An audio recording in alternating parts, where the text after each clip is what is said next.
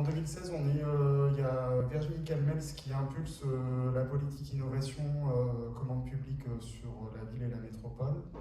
Et pour le coup, le SPASER, il découle aussi de cette politique innovation commande publique qui est impulsée par la vice-présidence. Et on est quand même plutôt sur un document qui est élaboré par les services. Enfin, il y a un peu d'implication de représentants politiques à l'intérieur de ce document-là. On définit des indicateurs un peu comme ça, mais qui en fait, en réalité, sur la version 1 du SPASER, vont pas vraiment être suivis. Il y a peu d'évaluation qui est faite, il y a juste un bilan qui est formalisé à la fin de ce premier SPASER-là et qui va servir de base pour l'élaboration du second SPASER. En 2021, nouvelle mandature, nouvelle couleur politique. On a des élus, alors particulièrement la ville de Bordeaux, qui s'impliquent davantage dans la politique achat et qui vont vraiment participer à la rédaction des objets des actions, qui vont mettre leur nez un peu sur quels indicateurs on prend en compte, s'ils les jugent pertinents ou pas. Donc, en fait, alors j'étais pas pareil encore au service achat, mais là j'ai plus de visibilité sur ce qui a été fait. On est vraiment sur une rédaction à la fois par les services et par les élus aussi en même temps sur cette version 2 du schéma de promotion. Et après, derrière, nous, on le voit aussi dans l'exécution du schéma de promotion, parce que là, maintenant, c'est un schéma qu'on suit vraiment. Enfin, on fait un bilan de façon annuelle. Et les élus sont preneurs du bilan des actions tous les ans, via le comité de pilotage, entre autres, et la délibération qu'on passe tous les ans. Donc, deux façons de rédiger un contrat. Une qui est peut-être plutôt un peu techno, et l'autre qui est plutôt aussi technopolitique.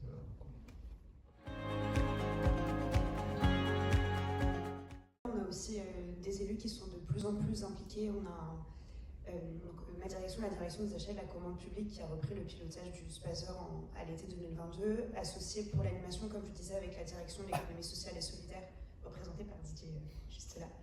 Et on a monté donc ce comité de suivi avec des élus qui sont de plus en plus intéressés, je dirais, à la thématique. On sent que c'est un sujet qui monte vraiment en puissance.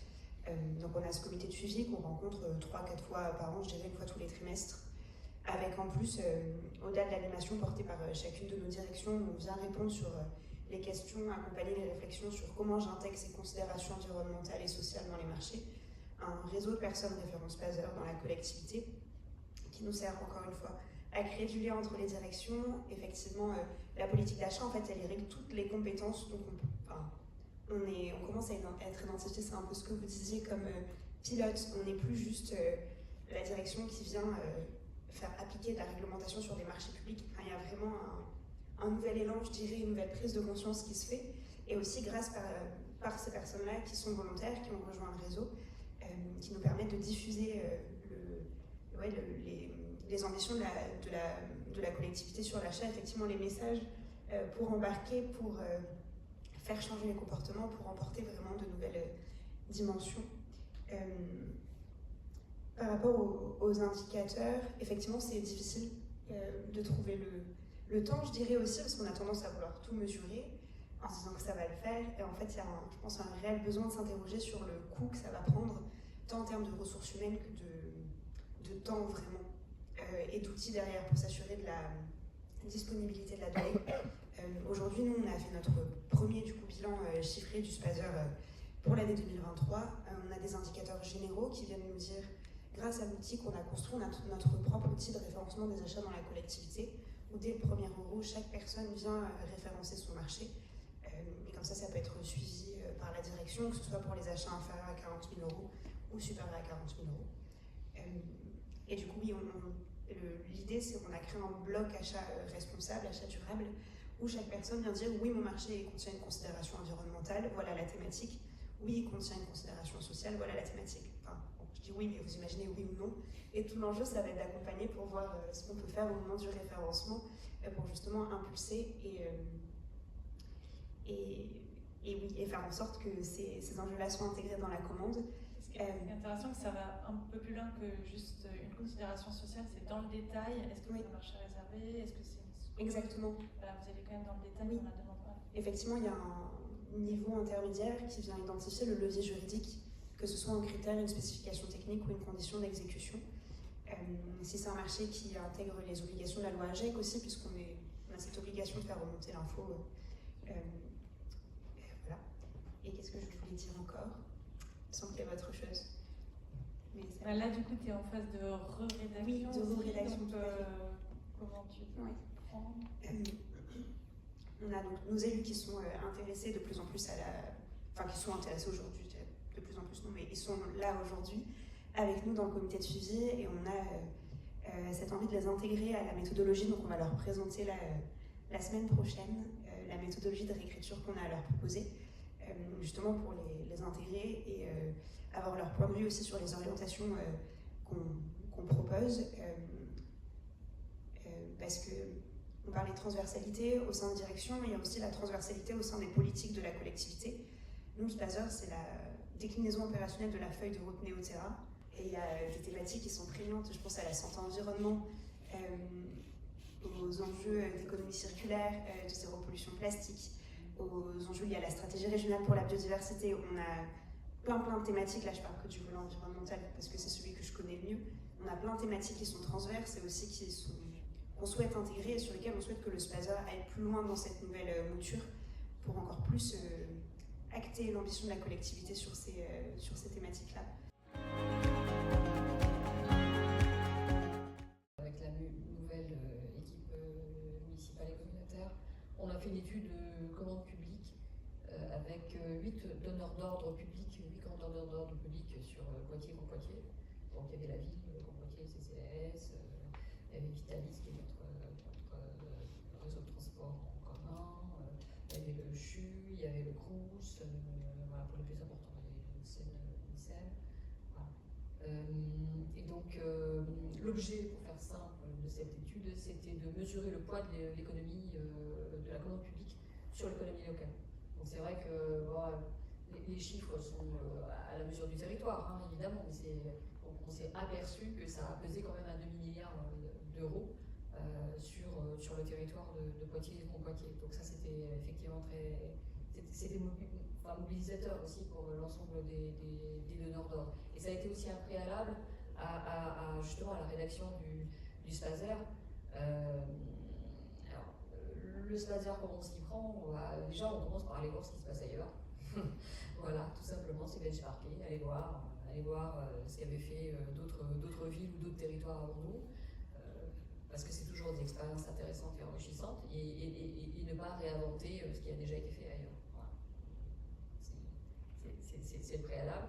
Ensuite, il faut avoir effectivement un copil bien resserré, une équipe solide, forte, voilà, et surtout être accompagné des élus et avoir le soutien de la direction générale.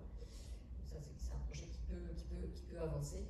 Sinon, vous êtes en but avec l'ensemble des directions. Donc, il y a un partenariat qui se crée, hein, c'est pas la question, mais il faut pouvoir organiser ensuite des réunions d'échange avec les directions, tant avec les directions d'ailleurs qu'avec les élus. Et ça, il faut que ça soit une réussite, il faut que chacun y concourt à sa manière. Ça, c'est très important aussi pour pouvoir réussir le projet. Ensuite, écoutez, on est tous confrontés aux mêmes difficultés. Les indicateurs, pour rester modeste, hein, on s'y prend, il faut être modeste. Il ne faut pas vouloir faire des choses impossibles. Et ça dépend aussi de la maturité de la fonction achat dans la collectivité. Si vous avez une maturité assez forte, c'est-à-dire un service commande publique, une direction des achats qui sont bien développés, vous pouvez faire quelque chose de peut-être un petit peu plus concis, un peu plus poussé. Si ça n'est pas le cas, il faut faire avec ce qu'on a. Et de toute façon, il y a toujours des versions à venir qui pourront toujours s'améliorer. Voilà, hein. Nous, on n'a pas mis de délai, donc comme ça, on est tranquille. Voilà ce que je peux dire sur Poitiers, Grand Poitiers, pour l'expérience. Mais il faut le comité de suivi est quand même très, très important. Hein. Faut vraiment créer ce comité de suivi, parce que si vous faites votre Spazer, vous arrêtez, vous n'avez plus que les indicateurs, entre guillemets, les indicateurs, c'est déjà. Nous, on a une trentaine d'indicateurs. On a pris vraiment des indicateurs qu'on est en mesure de pouvoir sortir. Voilà. C'est pas aventurer plus loin. On verra pour la prochaine culture. Donc là, il faut rester modeste sur l'ambition des indicateurs. Voilà.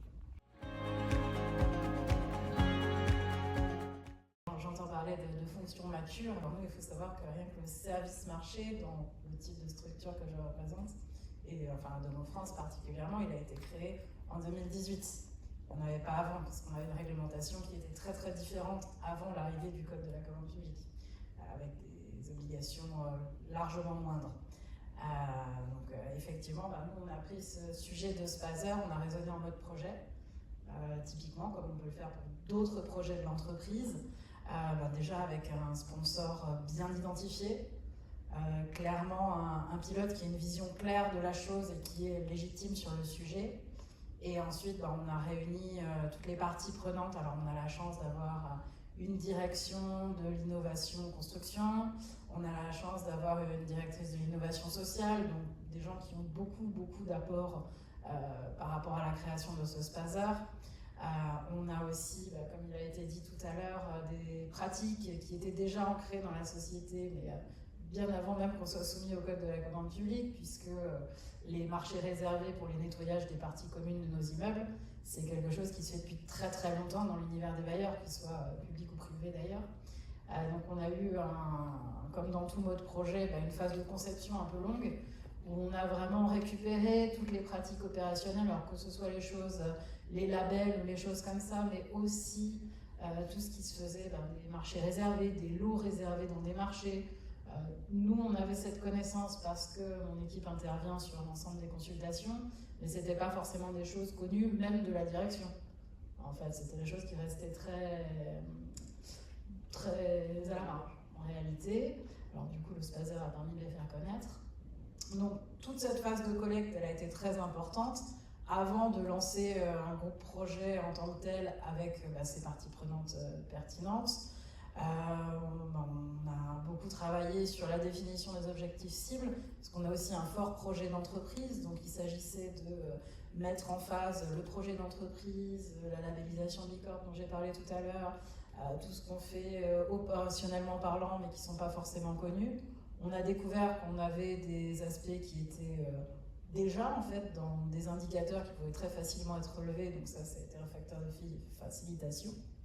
Et concrètement, pour ce premier Spazer, sur lequel encore une fois on n'a pas vraiment de recul, il s'agit de rester humble et d'avancer tout doucement. On a le groupe Action Logement qui s'est saisi du sujet, mais un petit peu après nous, je pense qu'on va encore s'enrichir des travaux qui nous sont proposés, puisqu'il y a une forte communauté achat aussi au centre de ce groupe. Et voilà, un raisonnement en mode projet, c'est ce qui nous est arrivé avec du suivi. Pour chacun des axes, on a pris le choix de faire des réunions différenciées sur chacun des axes, parce qu'il s'agit aussi pas de prendre trop de temps, parce que voilà, nos salariés sont opérationnels, on n'a pas du tout d'élus qui vient, on n'a pas du tout ces contextes-là. Uniquement présenté au conseil d'administration, mais une fois le document achevé. Et avec l'aide ponctuelle de Trasaer, certains éléments de langage, évidemment.